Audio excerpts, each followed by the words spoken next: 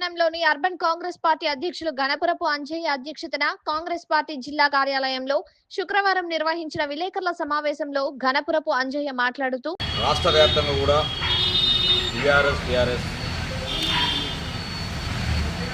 ఒక మాయపూరితమైన మాటలు చెప్పి ప్రజలను మోసం చేసి మరొకసారి దివాలాకు రాజకీయాలు చేసే ప్రయత్నం చేస్తుంది. టీఆర్ఎస్ పుట్టుకే అబద్ధాల పుట్టుక. వాళ్ళ నాయకులు కానీ మాట్లాడేది అబద్ధాలు తప్ప నిజాలు మాట్లాడలేదు. ఎందుకంటే నిన్న ఒక ప్రెస్ మీట్ పెట్టడం జరిగింది మహబూబాద్ చైర్మన్ ఆధ్వర్యంలో. ఎలక్షన్కి సంబంధించిన డీడీలకు సంబంధించి ఉచిత కరెంట్ సంబంధించి ప్రెస్ మీట్ పెట్టడం జరిగింది. దాంట్లో ఏమని పేర్కొన్నారంటే వీళ్ళేదో అరువులకు విద్యుత్ మీటర్లు ఇవ్వాలని చెప్పి డిమాండ్ చేస్తూ పెట్టడం జరిగింది. దీని మీద మహబూబాద్ ఎమ్మెల్యే గారు మురళీ నాయక్ గారు గృహజ్యోతి పథకం కింద వచ్చేదాని కింద 935 రూపాయలు చెల్లించాలి.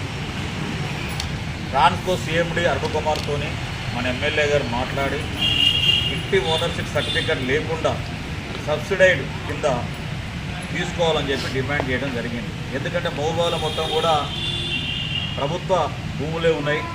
ఈ ప్రభుత్వ భూముల్లో నిరుపేదలు ఇల్లు వేసుకొని ఉన్నారు. వాటికి డోర్ నెంబర్ ఉంటేనే ఈ స్కీమ్ వర్తిస్తుందని చెప్పి చేయడం మూలంగా వారితో మాట్లాడి ఇక్కడ లేవు పేద ప్రజలు ఇల్లు వేసుకున్నారు కూడా తప్పనిసరి పరిస్థితులు తీసుకోవాలని చెప్తే దానికి వెసులుబాటు ఇవ్వడం జరిగింది. అది మొత్తం కూడా ఎమ్మెల్యే గారు చేయడం జరిగింది. వీళ్ళు ఏదో ప్రెస్ మీట్ పెట్టి డీడీలు తీసుకోవాలి ఇవ్వాలని చెప్పి మాట్లాడడం సరైన పద్ధతి కావాలి. ఇక గతంలో టీఆర్ఎస్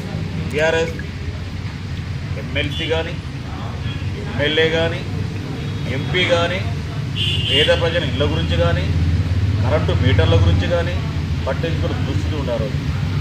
ఇవాళ ఆల్రెడీ రాష్ట్ర వ్యాప్తంగా గృహజ్యోతి కింద ఈ పథకం వర్తిస్తుంది.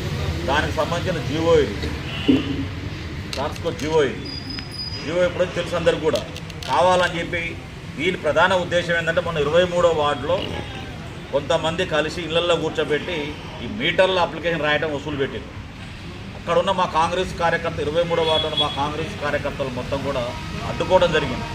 అడ్డుకున్న తర్వాత సురేష్ అని లైన్ మ్యాన్ ఉంటాడు. లైన్ మ్యాన్ తీసుకుపోయి ఇంట్లో కూర్చోబెట్టి మొత్తం మేమే చేస్తాం చెప్పడం కోసం కుటిల ప్రయత్నం చేయబోయింది.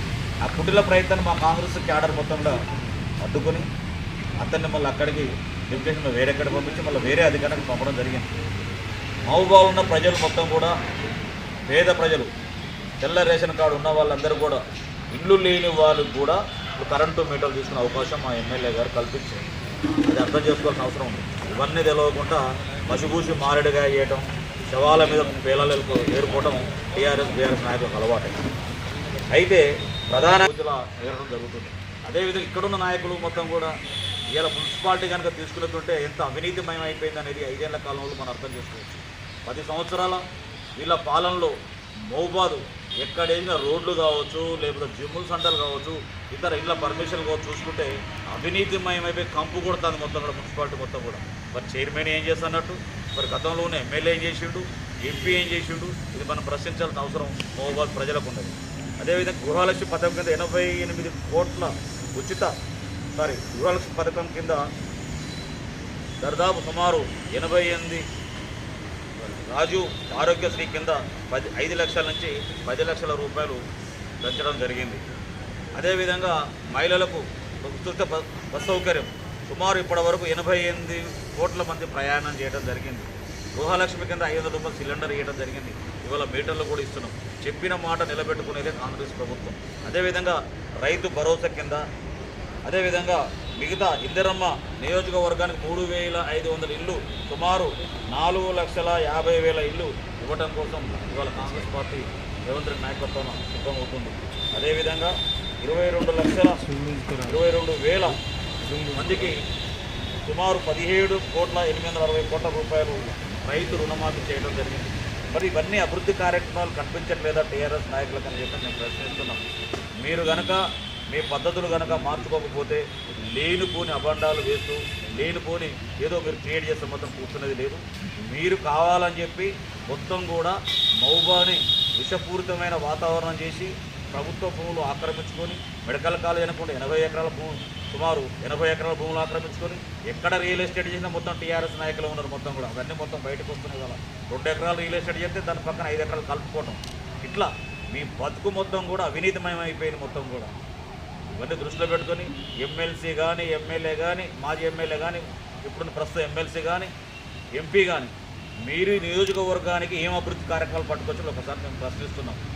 కేసీఆర్ గతంలో పురపాలక శాఖ మంత్రిగా వచ్చి 50 కోట్ల రూపాయలు శాంక్షన్ చేసిన డబ్బులు మొత్తం ల్యాప్స్ అయిపోయినాయి.